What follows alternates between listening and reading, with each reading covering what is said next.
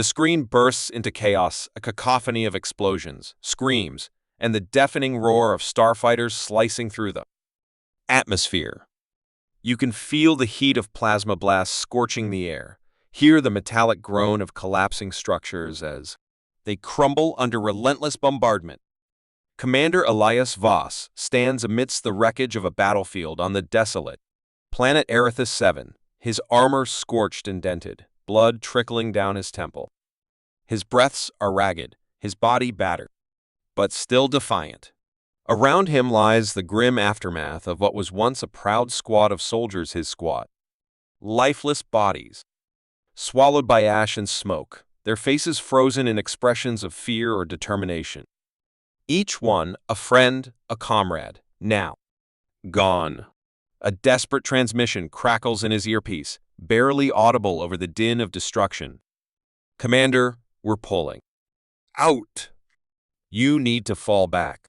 The voice is frantic, pleading, but there's no retreat for Elias. Now he's alone behind enemy lines. His communicator goes silent after that final plea, leaving only static and the haunting echoes of war around him. He knows he's been abandoned here, left to die like so many others before him. But Elias isn't ready to give up, not yet. As he drags himself across the war-torn terrain, searching for shelter or supplies, something catches his eye, a flicker of movement near a collapsed building. At first, he thinks it's another trap, another Sci-Fi ambush waiting to claim his life. He approaches cautiously, weapon drawn, every muscle tense with anticipation. Then he sees her, an injured Sci-Fi woman, her crystalline skin shimmering faintly, even under layers of grime and blood. She clutches her swollen abdomen, visibly pregnant, her breathing shallow but determined. Her golden eyes lock onto his, not with hatred but with pleading desperation. For a moment, time freezes. This is the face of the enemy, the species that has slaughtered billions of humans, but it is also the face of someone fighting for survival. And then she whispers one word in broken human speech. Please. Her voice cuts through the chaos like a blade, sharp and raw. It's not just a plea for mercy, it's a cry for something deeper, something primal, life itself.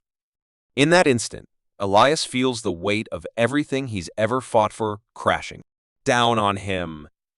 This isn't just a battlefield anymore. This is a crossroads where choices define destinies.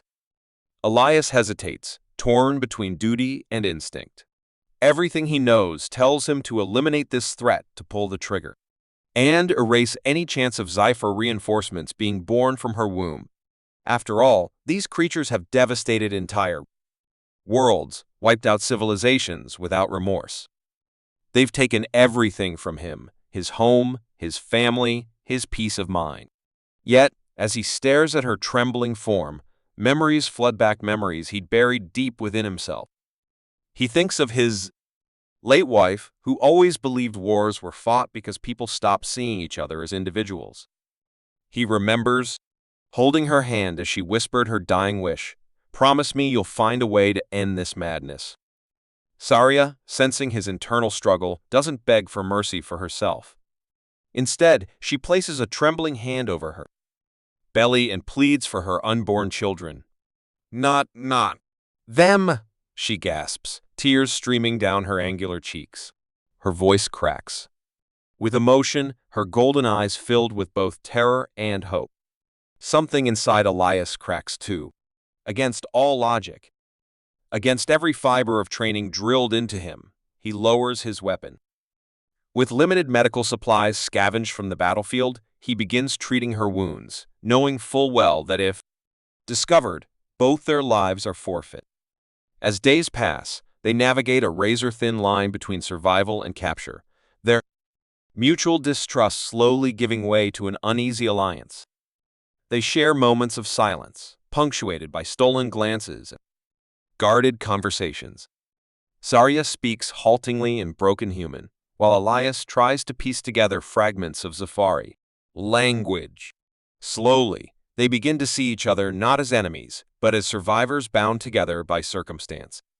Their journey becomes a test of endurance, not just physically, but emotionally. They traverse hostile jungles teeming with predators, evade relentless cipher patrols, and endure harsh weather conditions that push them to their limits. The jungle is alive with danger, venomous creatures lurking in shadows, rivers infested with carnivorous fish, and skies patrolled by drones scanning for survivors. Every step forward feels like 2 steps back, yet they press on, driven by sheer willpower. Along the way, Elias learns fragments of Saria's story, how she was forced into service by the Dominion, how she dreamed of raising her children far from the horrors of war. She tells him about her own losses, her mate killed in battle, her dreams shattered by the relentless march of conquest. In turn, Elias shares glimpses of his own shattered past, his lost family, his guilt over surviving when so many didn't.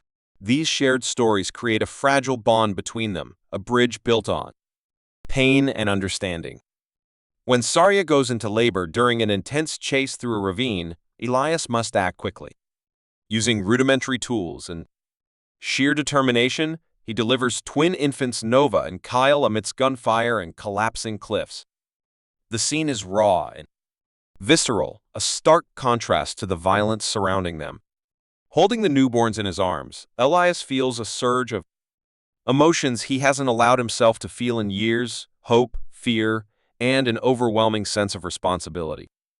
These tiny lives represent something greater than either of them, a chance for renewal, for redemption.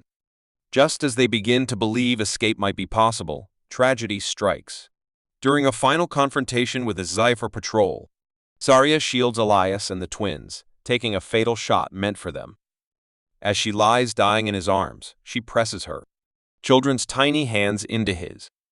"Protect them," she whispers, her voice barely audible over the chaos. "Make them better than us." Her last breath leaves her body, and Elias is left cradling 2 fragile lives in a world bent on destruction. It's a promise he vows to keep, no matter the cost. In that moment, Elias feels the full weight of what he's taken on. These children are not just symbols of hope, they are reminders of everything he's lost and everything he could lose again. But they are also proof that love can exist even in the darkest corners of the universe. With Saria's death, Elias becomes more than a soldier, he becomes a father. Years later, Elias lives as a fugitive on a remote colony world, hiding from both human authorities and Zephyr enforcers. Nova and Kyle grow up under his watchful eye, learning about both their human and Safari heritage. They train in combat techniques unique to each species, blending agility and strategy while also absorbing lessons in diplomacy and empathy. Elias teaches them to fight not just with weapons, but with words, to understand the value of compromise and cooperation. Yet, despite Elias's efforts, the twins face prejudice wherever they go.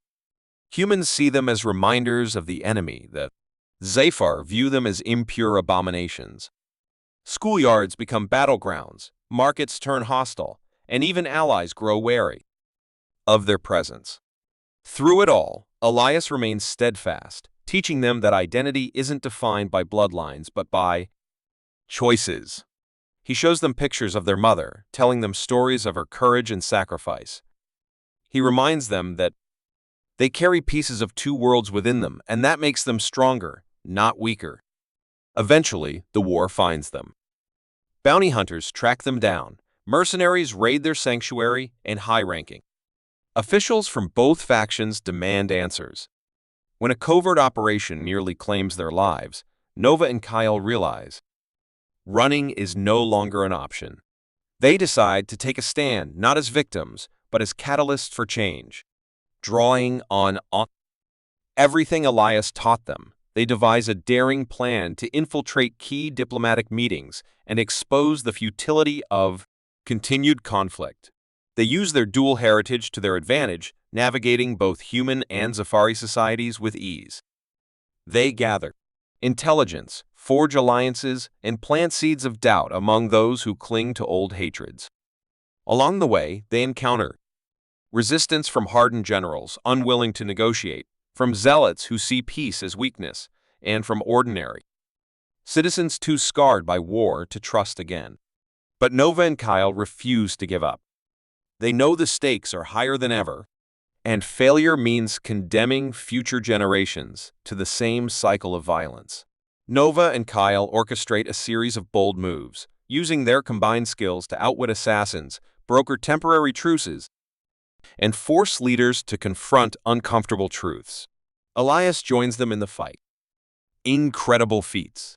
Together, they manage to broadcast a message across both civilizations, a plea for unity backed by undeniable evidence of shared suffering and potential prosperity. The climax unfolds during a tense summit where Nova and Kyle stand before assembled leaders, challenging them to imagine a future free from war. Their words resonate deeply, cutting through centuries of mistrust and animosity. They speak not just as representatives of their respective species, but as living proof that coexistence is possible. Their presence forces leaders to confront them, humanity or lack thereof in their actions. Some resist, clinging to power and tradition, but others listen, moved by the sincerity in Nova and Kyle's voices. Though peace doesn't come overnight, seeds of change begin to sprout.